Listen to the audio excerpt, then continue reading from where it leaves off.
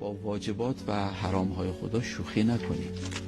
از امیرالمومنین علیه السلام سوال کردن من استعداد للموت، آمادگی برای مرگ چیه؟ یا آمادگی برای مرگ چیه؟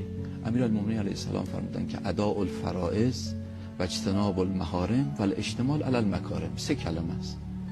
فرائضت رو و واجباتت رو انجام داده باشی و اگر خدای نکرده یه زمانی فوت شده قضاش رو به جا بیارن، اون وقت جبران داریم. حرام ها رو ترک و اون صفات اخلاقی خوب رو آدم بتونه متصف بهش بشه تا اون جایی که براش مقدور هست. این آمادگی بر مرگ. بعد حضرت امیر فرمودن که اگر این چنین شد دیگه براش فرق نمیکنه کی مرگ برسه.